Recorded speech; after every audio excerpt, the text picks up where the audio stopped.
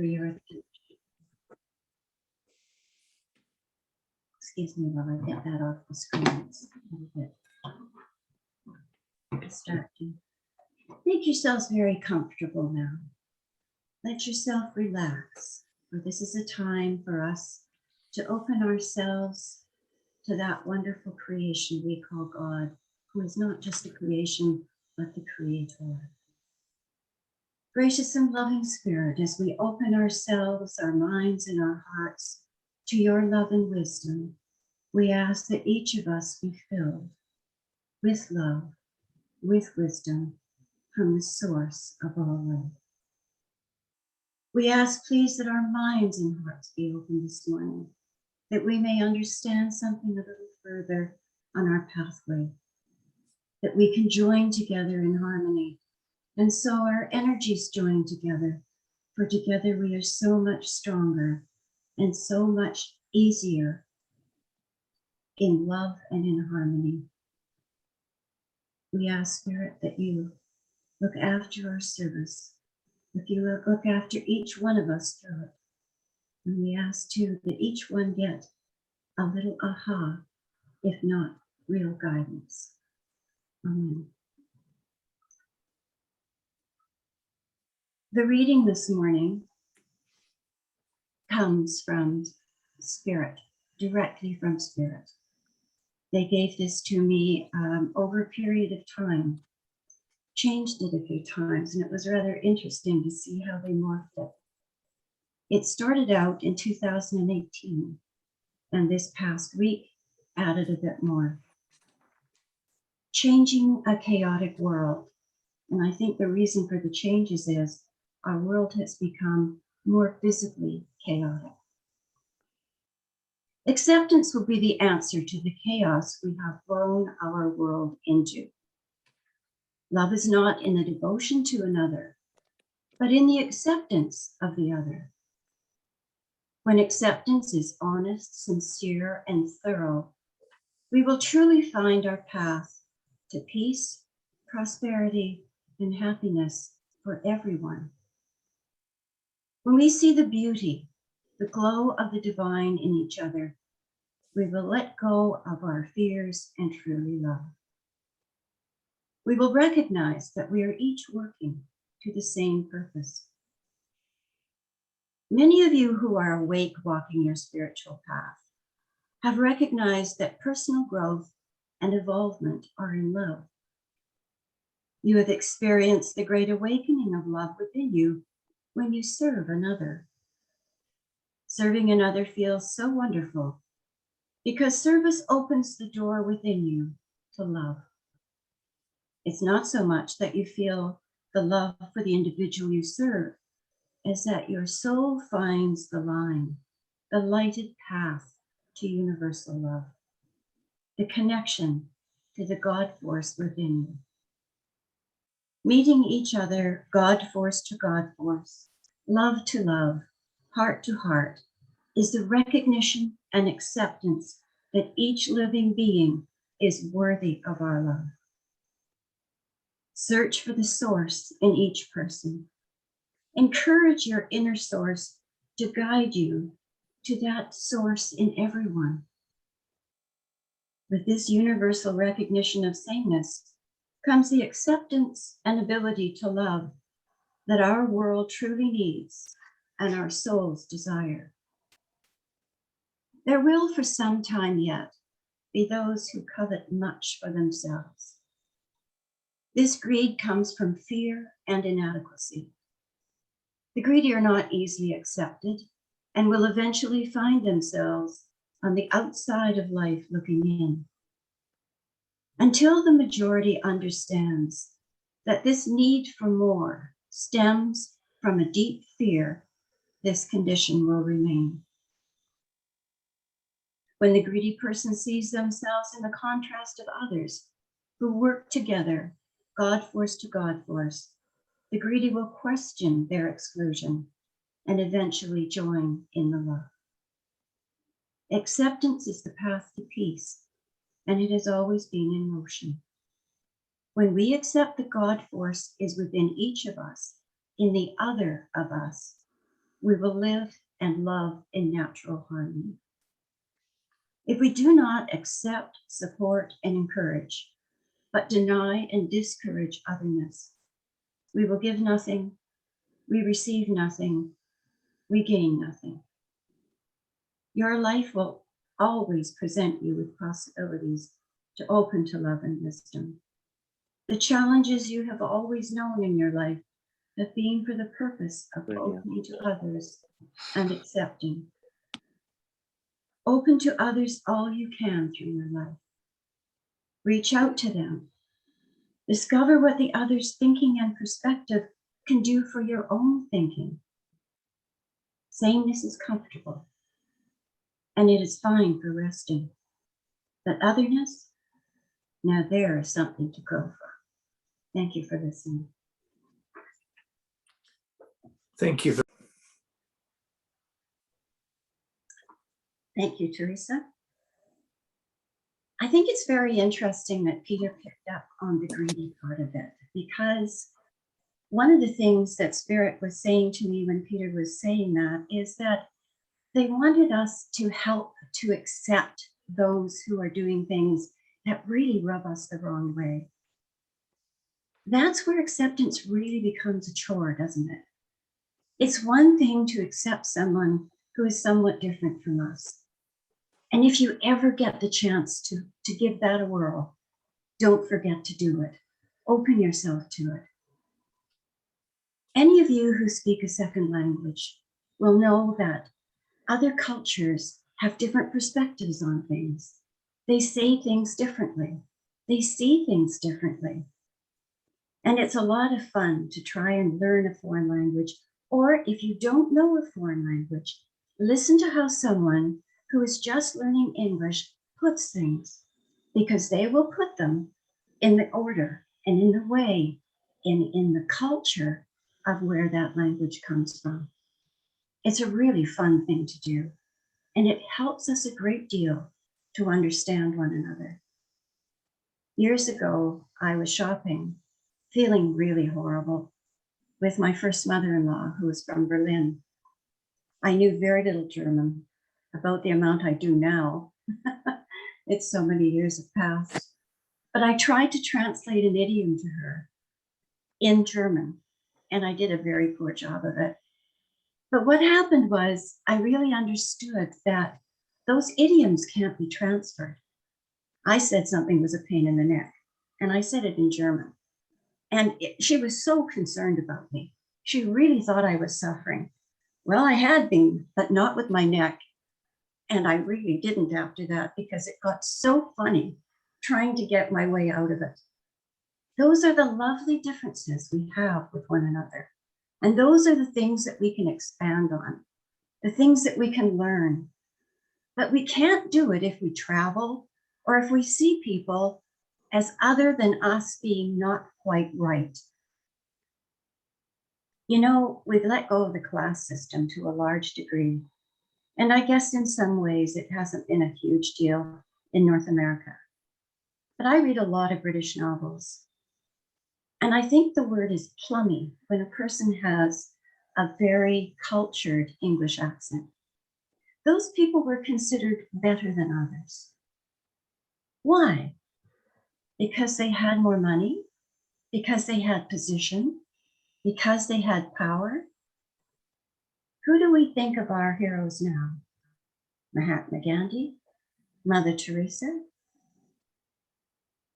Nelson Mandela? What did they have? What did they own? The Dalai Lama? Where did they come from? Did they come from small beginnings? I think so. And most of them fought their way through. We've had wonderful leaders in our lives, wonderful leaders. They don't all have titles. They don't all have prime minister or queen. But that's a thing to think about acceptance as well. You know, from the time I was a little kid, I've loved Queen Elizabeth. She looks a bit like my mom. Maybe that was why. But I've often thought, that poor lady has no peers. She has a lot of criticism. She does a lot of good work. And I'm sure she makes mistakes. But those are out there glaring for all of us to point and say, you have a wart on your nose, lady. We've got to stop doing that to people. Let everybody rise to the top of the milk carton. Let everybody become the queen.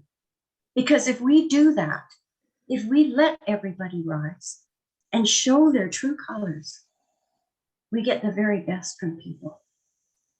And if we tune into that and we accept them, you know, with all of these things that have been going on with these graves of children, I can't help thinking that if we had, when we first came, whoever we are, embraced the First Nations culture, what would we be now, all of us? Not just what would they be? That's always been the issue, right? What would we be?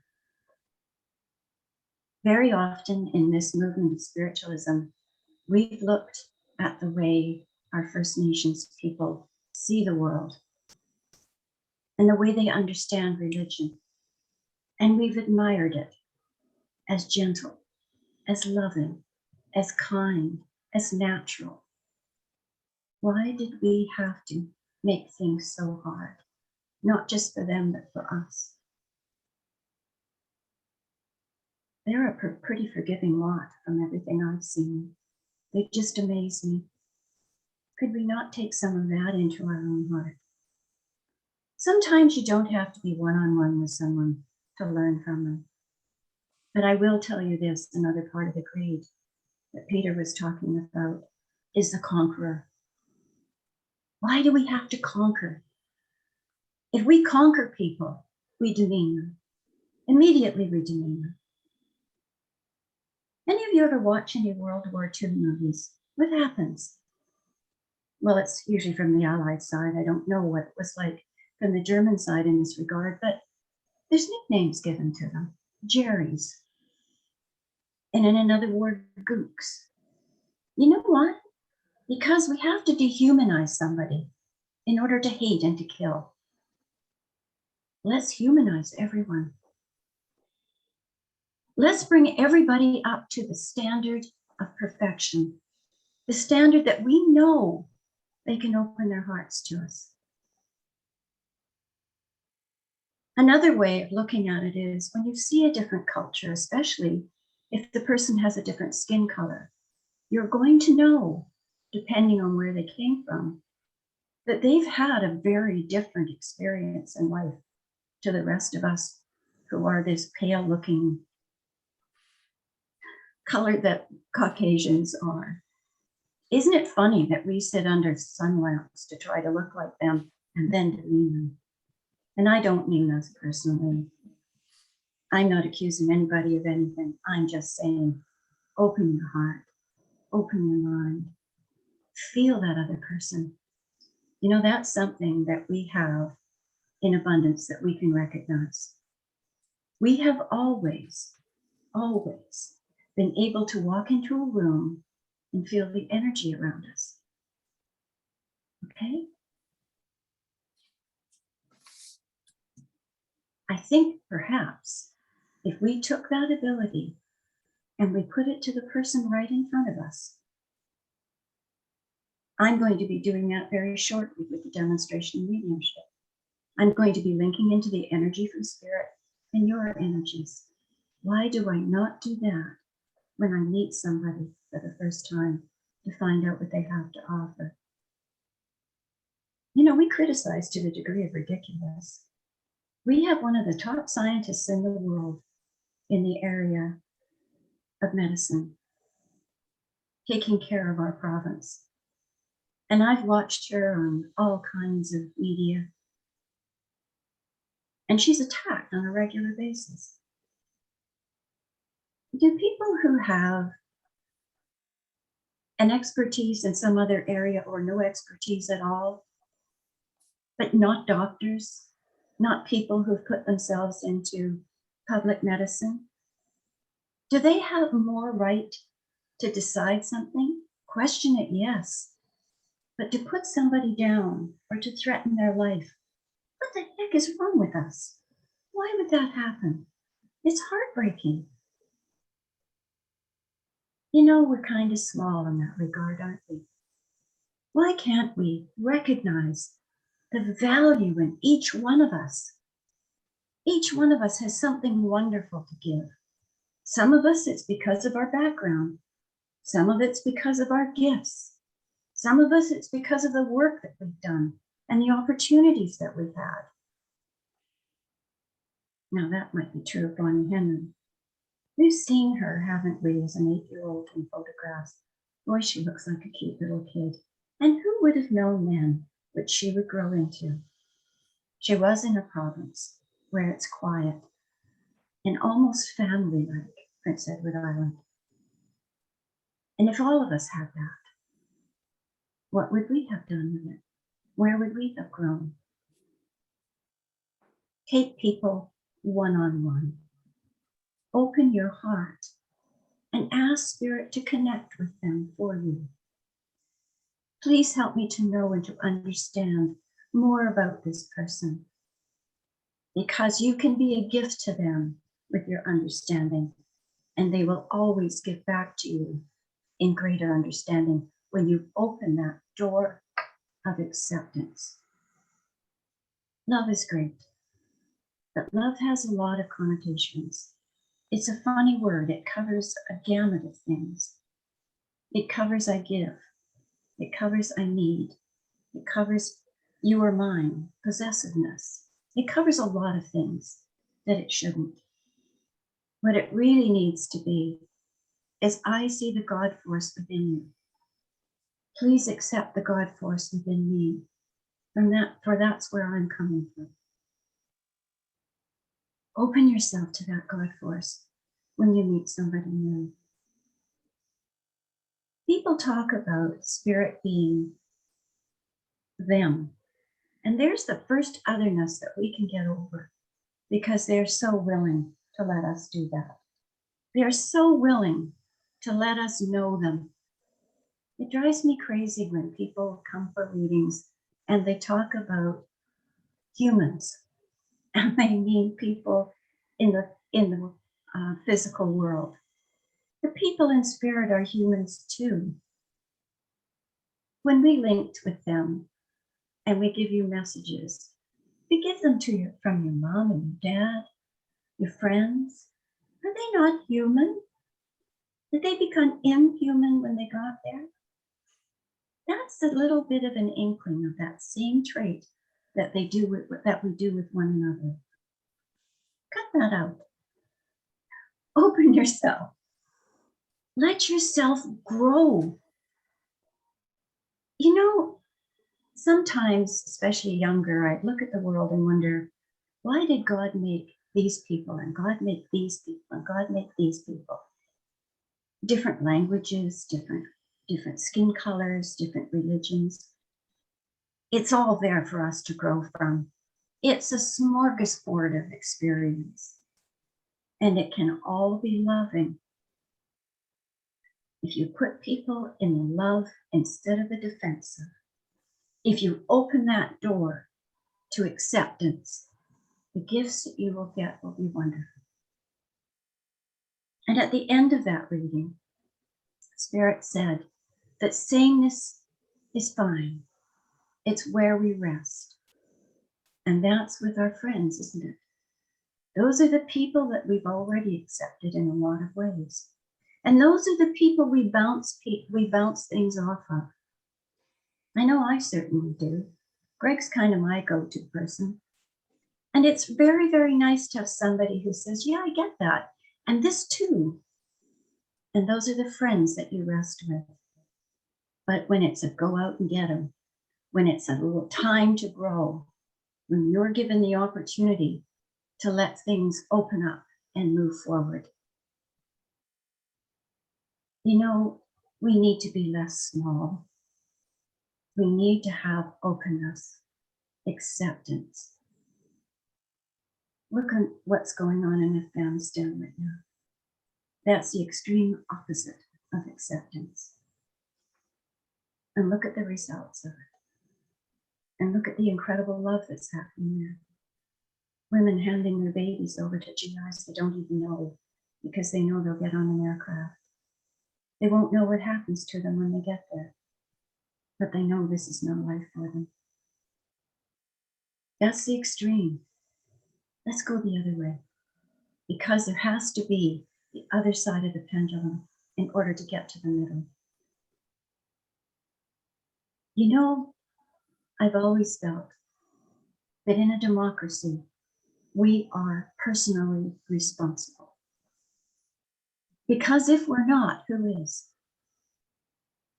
And that's true of all things in this world. If you want things to be right, grow and make them that way. Open yourself moment by moment, person by person, to acceptance. And let the world start shining differently. David Hawkins is somebody that understands this concept in a very measurable way. If you have any doubts about this kind of thing, have a look at his book. He's written several, but Truth versus Falsehood is one of the ones to start with. It is his first. Bit of a tough read, and you don't have to read the whole book. But have a look at what we can do. In the opening prayer, I asked God if we could please combine our energies. And we do this when we sit in circle, don't we? Because we know that mediumship works best when we combine our energies, that we're stronger together than we are apart. Well, let's do that now. Let's open ourselves to the goodness of all. When you get up in the morning, make your first affirmation, I open myself, God, to your love and wisdom. Let my every thought be loving. Let my every word be loving. And let all that I do be loving. And let all of it be with wisdom, your love. Because that's how you bring the God force out in you. And a few affirmations through the day won't do any harm, especially at the beginning of that. Anytime you go into a difficult conversation or meeting somebody for the first time or is challenging to you, don't go in on your own. Go in with the love of God in you, the love of creation, because that's perfection. And at least you can start there. I hope this has been helpful to you. You know, Joyce, our minister emeritus, used to say to me, if somebody on the way out used to stand at the back door and everybody would filter through and say something about the service, if anybody says to you, you touched me today, you've done your job, one person. So if one person here joins in this, and if more than one does, wow. But let's be kinder to each other. Let's be more accepting to each other. And let's be more accepting to those who come into our world. When you meet somebody who is a new refugee, or even been here for a while, they might need it even more. I've been wondering about their life expectancy.